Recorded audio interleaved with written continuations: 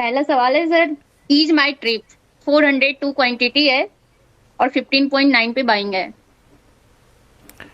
और दूसरा कौन सा, क्योंकि ये मेरी उसमें है नहीं, दूसरा कौन सा? सर इरेडा 36 क्वांटिटी और 200 की रेट पे।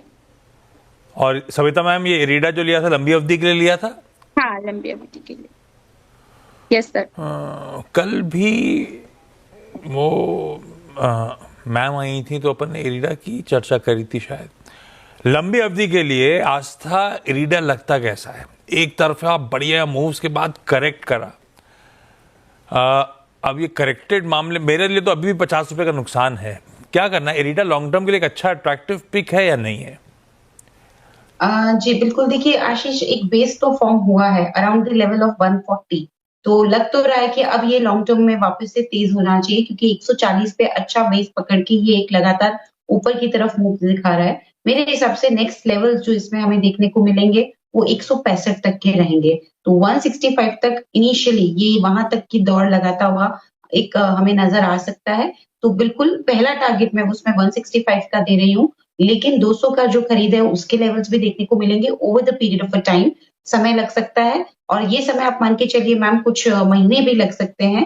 तो आप उस हिसाब से आप अपनी पोजीशन में कंटिन्यू रखिए। अगर आपने 2 से 3 महीने का भी नजरिया रखा तो मुझे लगता है उसमें फिर आपके लेवल्स बिल्कुल देखने को मिलने चाहिए। बट इनिशियली 165 और उसके बाद 185 तक की बिल्कुल चाल दिखाता हुआ ये काउंटर नजर आएगा। तो बने रहने की सलाह है। स्टॉप लॉस के तौर पे जो लेवल अच्छा लग रहा है, मुझे लगता है वो तकरीबन यहाँ पे 135 का रहेगा। तो 135 के स्टॉप लॉस के साथ अपनी पोजीशंस में बने रहें 165 से 185 के टारगेट्स के। बिल्कुल ठीक है। हमारे खरीद भाव तक तो नहीं जा रहा होगा, लेकिन उसके करीब पहुंचता हुआ अभी तो दिख रहा है। एक बार उस जोन्स पे आए 185 के आसपास तो रिविजिट करते हैं। अभी तो होल्ड करिए आप इस स्टॉक को। असम से गर्विता अग्रवाल जी। गर्विता मैम, असम में कहां से?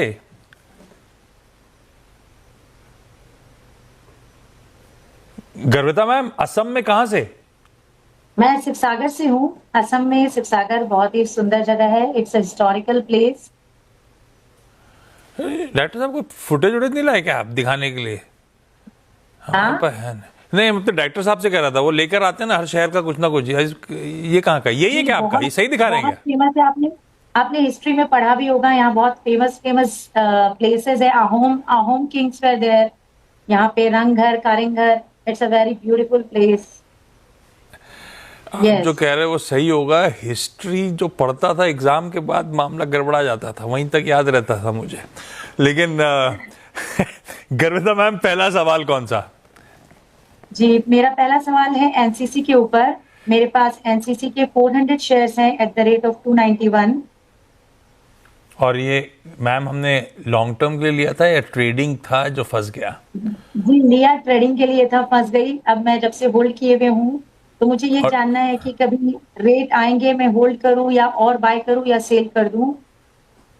तो ट्रेडिंग के लिए लिया था तो मतलब आप चार्ट स्टडी करते हो?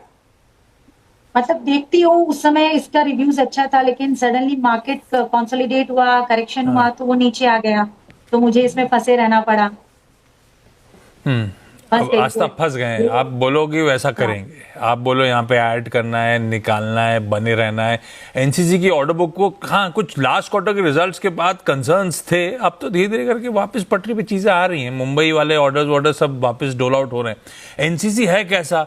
बने रहने वाला स्टॉक है? आपको पसंद आ रहा है तो ऐड करने वाला स्टॉक है क्या? बिल्कुल। देखिए आशीष, इनफैक्ट जो नतीजे थे उसमें हमने एक थोड़ा सा म्यूटेड रिजल्ट्स देखे थे। स्पेशली बॉटम लाइन में डी ग्रोथ थी अराउंड 9 to 10% की, तो ग्रोथ नहीं थी। तो मुझे लगता है कि वो एक रीजन हो सकता है कि ये इतना चला नहीं। ऑल्दो ऑर्डर बुक आपने सही बोला, बढ़िया है, तो लॉन्ग टर्म के लिए अच्छा कैंडिडेट है। बट मैम क्योंकि रिजल्ट्स अच्छे नहीं थे Q1 ऑफ FY26 के, तो इस वजह से ये काउंटर इतना अच्छा चला नहीं। आप इसमें वेट कर लीजिए, क्योंकि over the period of a time मुझे लगता है कि बिल्कुल यहाँ पे तेजी लौटेगी। लेकिन एक चीज का भी आप बिल्कुल ध्यान रखिएगा कि 240 से 250 का एक ऐसा जोन है जहाँ पे बड़ा रेसिस्टेंस है।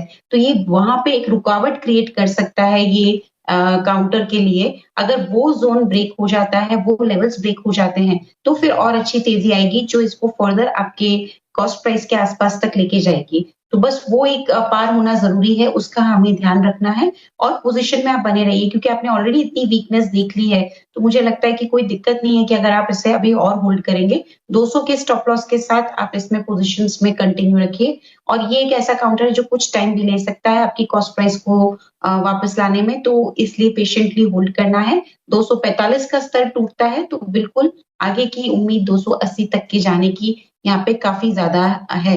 तो बने रहने की सलाह है। 200 का स्टॉप लॉस, पहला लेवल 245, दूसरा लेवल 280।